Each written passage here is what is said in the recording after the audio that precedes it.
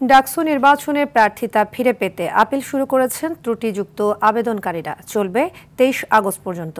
সামাজিক যোগাযোগ মাধ্যমে পাল্টাপাল্টি অপপ্রচারের অভিযোগ তুলেছে ছাত্রদল ও ছাত্র শিবির সমর্থিত প্যানেল।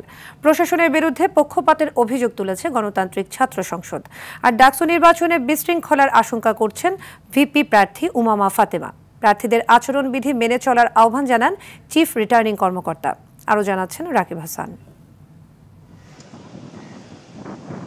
ঢাকা বিশ্ববিদ্যালয় কেন্দ্রীয় ছাত্র সংসদ ডাকসু নির্বাচনের প্রাথমিক প্রার্থী তালিকা থেকে বাদ পড়ারা মনোনয়নপত্রের বৈধতা চ্যালেঞ্জ করে আবেদন করেন। যে সমর্থকতার নামে ভুল অথবা সমর্থকের রেজিস্ট্রেশন নম্বর এরকম কিছু ত্রুটিপূর্ণ হয়েছে, যে কারণে টোটাল ৪৭ জনের মতো ক্যান্ডিডেটের নাম প্রকাশিত হয়নি। আমার পূর্ণাঙ্গ তথ্য প্রস্তাবক এবং সমর্থকের পূর্ণাঙ্গ তথ্য সহকারে আমি আপিল পেপারটি জমা দিয়েছি এবং আমি বিশ্বাস রাখি যে আমার প্রার্থীতা অবশ্যই তারা ফিরিয়ে দেবে। নির্বাচনী প্রচার শুরু না হলেও জুম্মার নামাজ শেষে কুশল বিনিময় করেন ছাত্রদল, ছাত্র শিবির, বাংলাদেশ গণতান্ত্রিক ছাত্র সংসদ সহ বেশ কয়েকটি প্যানেলের প্রার্থীরা।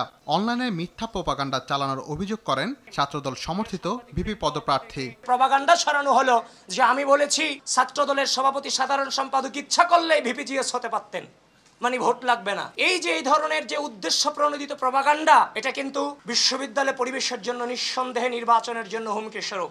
ঢাকা বিশ্ববিদ্যালয়ের মধুর ক্যান্টিনে সংবাদ সম্মেলন করেন ছাত্র শিবির সমর্থিত ঐক্যবদ্ধ শিক্ষার্থী জোটের ভিপি প্রার্থী। তাদের বিরুদ্ধেও সাইবার বুলিং এর অভিযোগ করেন। এবং সকল রাজনৈতিক দলকে আমি অনুরোধ করব, আমরা এই রাজনীতির নামে অপরাজনীতি করবো না, নষ্টামি করবো না।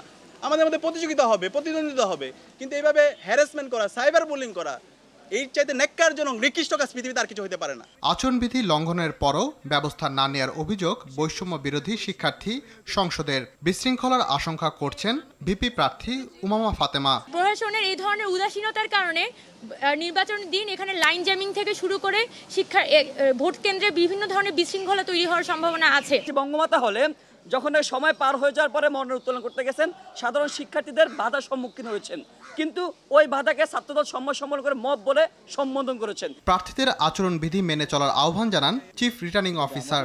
নির্বাচনী যে আচরণবিধি তারা এটা মেনে চলবে আমরা আশা করি। আমরা কালকে রাত্রের নোটিশের পরে আমরা দেখেছি যে হ্যাঁ, মোটামুটি আমাদের ছাত্রছাত্রীরা এই বিষয়ে কনসার্ন। আগামী ২৬ আগস্ট চূড়ান্ত তালিকা প্রকাশের পর প্রচারে নামবেন প্রার্থীরা। রাকিব হাসান, RTV, ঢাকা।